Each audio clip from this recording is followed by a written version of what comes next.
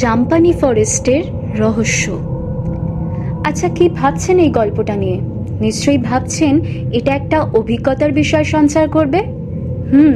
একদম অভিজ্ঞতা সঞ্চয় করবে না তেমন না, তার সঙ্গে সাসপেন্স ও থ্রিলারও সঞ্চয় করবে। জাম্পানি নামে এক জঙ্গলের মধ্যে ট্রেন চলাচলের সময় কেমন অভিজ্ঞতা সঞ্চার হয়েছিল তা শুনবো আজকের এই অডিও স্টোরির মাধ্যমে, যা তাপসবাবুর কলমে সুমিত মহালনবিশের কণ্ঠে জাম্পানি ফরেস্ট রহস্য গল্পের আঙিনায়। আসুন শুনে নেই আজকের গল্প। তবে শুরুর আগে যারা নতুন আজকের গল্প শুনছেন তারা করে ফেলুন সাবস্ক্রাইব, সঙ্গে বেল আইকন প্রেস। গল্পের শেষে কমেন্ট বা লাইক করতে ভুলবেন না কিন্তু। আসুন গল্পে ফিরি।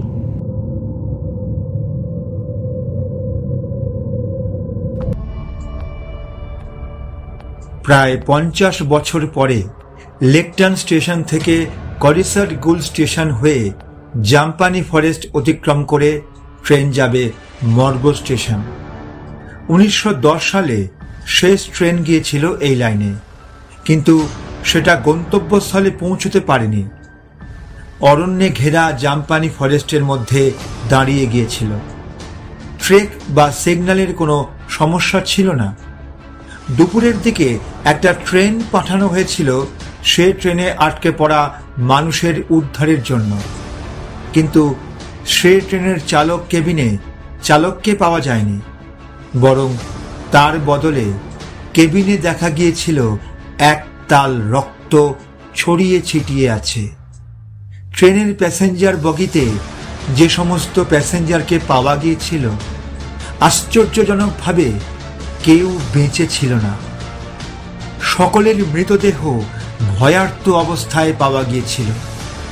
সকলের বুকের হৃৎপিণ্ড উপড়ানো ছিল, মানে বুকের বাঁ দিকে গভীর ক্ষত, যা দিয়ে দেহের ভিতরটা দেখা গিয়েছিল।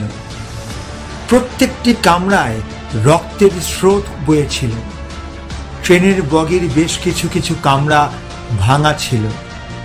ভাঙা দরজা জানলায় অসংখ্য স্ক্র্যাচের নিশান ছিল, তবে ওই চিহ্নগুলো নখের আঁচড়ের মতো ছিল। রেস্কিউ টিম কাউকে উদ্ধার করতে পারেনি, তাই ঘটনাটা যে কি ঘটেছিল সেটা সম্পূর্ণ অজানার তিমিরেই থেকে গিয়েছিল। রেস্কিউ ট্রেনটা সন্ধ্যার আগেই সেইখান থেকে ফিরে এসেছিল। তবে এই ঘটনা নিয়ে অনেক লেখালেখি চলেছিল, পত্রপত্রিকায় ছাপা হয়েছিল, কিন্তু আসল রহস্যটা উন্মোচন হয়নি। এটা একটা রহস্য হয়েই থেকে গিয়েছিল।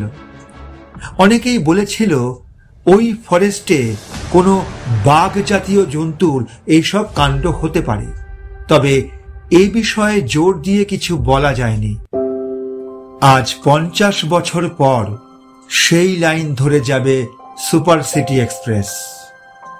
উদ্বোধনী যাত্রা। প্যাসেঞ্জার কেবিনে সবাই স্পেশাল গেস্ট, দেশের এবং রেলের। জার্মানির ঘড়িতে যখন ঠিক রাত 10টা বাজবে এই ট্রেন যাবে। তবে ওই জাম্পানি ফরেস্টের বিভীষিকার ঘটনায় সবাই একটু আতঙ্কিত।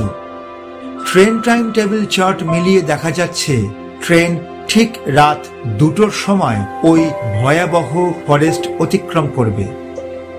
যাত্রীদের সুবিধার্থে কিছু আর্ম গার্ড এবং দেশের সোলজারকে ট্রেনে মোতায়েন করা হয়েছিল। এই গাড়ি চালাচ্ছেন জনৈক স্টিভ স্টিং, অ্যাসিস্ট্যান্ট থাকছে জেমস ক্যাভার। অবশেষে উপযুক্ত সময় রাত 10টা বাজলে তীব্র হুইসেল বাজিয়ে ট্রেন লাইনে তার চাকা গড়িয়ে চলতে শুরু করল। বেশ মজা আনন্দের মধ্যে স্বাভাবিক গতিতেই ট্রেন এগোচ্ছিল। প্যাসেঞ্জাররা সবাই আমোদ প্রমোদ করতে করতে যাচ্ছিল। শ্যাম্পেন, ওয়াইন, শুকনো খাবারের বন্যা বয়েছিল যাত্রীদের মধ্যে। অবশেষে এগোতে এগোতে 2টো নাগাদ ট্রেন যখন জাম্পানি ফরেস্টে প্রবেশ করল, গাড়ির তীব্র হুইসেল আর জোরালো আলোয় সামনের লাইনের অনেকটা পর্যন্ত দেখা যাচ্ছিল। দুপাশে দুর্ভেদ্য জঙ্গল। সেই জঙ্গলের রূপ এই রাতের বেলায় যেন আরো ভয়াবহ, ভয়ঙ্কর। হঠাৎ লাইনের সামনে দূর থেকে একটা চার পেয়ে প্রাণী জঙ্গলের মধ্যে থেকে এগিয়ে লাইন ধরে ট্রেনের সামনে দ্রুত এগিয়ে আসতে থাকলো। সেটা দূর থেকে যতটা ছোট লাগছিল, কাছে আসতেই অনেক বড় দেখালো। ভল্লুকের মতো তার চেহারা। ওটা সামনে এসেই দু পায়ে ভর করে ট্রেনের সামনে দাঁড়িয়ে পড়ল। অন্ধকারে তার চোখ জ্বলছে, সারা শরীর ঘন লোমে ঢাকা, দাঁতগুলো ছুঁচলো, তার মধ্যে থেকে আবার লালা বেরোচ্ছে। তীব্র হুইসেল, প্রচন্ড এক ঝাঁকুনিতে ট্রেনটা থেমে গেল। এদিকে প্রচন্ড ঝাঁকুনিতে ট্রেনের সব প্যাসেঞ্জার ছিটকে পড়েছিল এদিক ওদিক। সকলের মুখে কৌতূহল, কি হয়েছে? ট্রেনের চালক মিস্টার স্টিং চালক কেবিন থেকে বেরিয়ে এসে সকল প্যাসেঞ্জারকে একটা কামরায় একত্রিত করলেন। তিনি বললেন, আমরা জানি না কি হয়েছে, মনে হচ্ছে ট্রেনের তলায় কিছু এসে গেছে, যার জন্য ট্রেন থেমেছে। অ্যাসিস্ট্যান্ট ক্যাভার সামনে নেমেছে, উনি বিষয়টা দেখছেন। আপনারা সবাই একসাথে থাকুন, শান্ত থাকুন। এই বলে তিনি চলে গেলেন। কিছু কিছু যাত্রী জানলা দিয়ে দেখতে লাগলো। উঁকি ঝুঁকির একটা রোল পড়ে গেল, কিন্তু দুপাশে অন্ধকারে ঢাকা জঙ্গল ছাড়া কিছুই নজরে এলো না। ওদিকে ক্যাভার ওয়াকি টকি নিয়ে ট্রেনের সামনে গিয়ে দেখল একটা বড় ভল্লুকের মতো সারা শরীর লোমে ঢাকা জন্তু। সেটার মাথা গাড়ির চাকায় পিষে গেছে। জন্তুটা কিন্তু বেশ বড়, সাধারণ ভল্লুকের থেকে অনেকটাই বড়। এমন ভল্লুক প্রাগৈতিহাসিক যুগে ছিল, দানব ভল্লুক বলা হতো। এরা স্বভাবে ভীষণ ক্ষিপ্র আর হিংস্র ছিল। হঠাৎ ক্যাভার বুঝল ডান দিকের জঙ্গলের গাছপালা নড়ে উঠল। সে তার টর্চ মারল সেদিকে, বুঝল কিছু একটা এগিয়ে আসছে জঙ্গল ভেদ করে। সে দ্রুত চালক কেবিনের দিকে ছুটল। স্টিং সেখানে অপেক্ষা করছিল। সে হাত বাড়িয়ে দিল ক্যাভারের দিকে, কিন্তু ক্যাভার হাত বাড়াতেই হঠাৎ তাকে পিছন থেকে সেই দৈত্যকার একটা ভল্লুক ধরে জঙ্গলের দিকে ছুটল। একেবারে স্টিং ভল্লুকটাকে সামনে থেকে দেখতে পেল। এ ভল্লুকের মুখ ভীষণ হিংস্র, কানগুলো খাড়া খাড়া, তীক্ষ্ণ দাঁতের পাটি, যা রাতে ট্রেনের আলোয় ঝকঝক করতে লাগলো। কিছুক্ষণ পর সেই জঙ্গল থেকে তীব্র এক মানুষের চিৎকার ভেসে এলো। স্টিংয়ের হাতের টর্চ কাঁপতে কাঁপতে কেবিনের মেঝেতে পড়ে গেল। সে দ্রুত চালক কেবিনের দরজা বন্ধ করে দিল, ছুটে গেল প্যাসেঞ্জার কেবিনে। সকলকে বলল, আপনারা সবাই একত্রিত থাকুন, কেউ কেবিন থেকে বাইরে যাবেন না। সকলে জানতে চাইল সেই গগন বিদারক মানুষের গলার আওয়াজ সম্পর্কে। স্টিং কিছু বললেন না, পাছে যদি সব যাত্রী আতঙ্কিত হয়ে ওঠে। তিনি কেবিনে এলেন, কিন্তু চারপাশের জঙ্গলের ভয়াবহ পরিবেশ এবং সেই দানব ভল্লুকের কথা মনে করে আবার প্যাসেঞ্জার কেবিনে এলেন। ওয়াকিটকিতে যোগাযোগ করতে লাগলেন মূল স্টেশনের সঙ্গে, কিন্তু টাওয়ার পেলেন না। তিনি তখন সব যাত্রীদের বললেন, আপনারা সবাই ভয় পাবেন না, ট্রেনের সব জানলা বন্ধ করে দিন। আমিও জানি না আসল কি বিষয়, তবে আমার মনে হচ্ছে এই জঙ্গলে ভয়াবহ মাংসাশী কিছু আছে। মাংসাশী কথাটা শুনে সবাই আরো আতঙ্কিত হলো। সবাই দ্রুত কেবিনের জানলা বন্ধ করতে শুরু করে দিল। একটা ছেলে জানলা বন্ধ করতে গেলে তাকে জানলা দিয়ে বাইরে কিছু একটা টেনে নিল। সবাই তখন সে জানলার পাশে থাকা অন্য জানলা দিয়ে উঁকি দিল মাথা বাড়িয়ে। সবাই দেখল ছেলেটা ট্রেনের সেই বগির সামনে পড়ে আছে, আর তার বুকে উপুর হয়ে ভল্লুকের মতো লোমে ঢাকা একটা বীভৎস বড় জন্তু কিছু একটা করছে।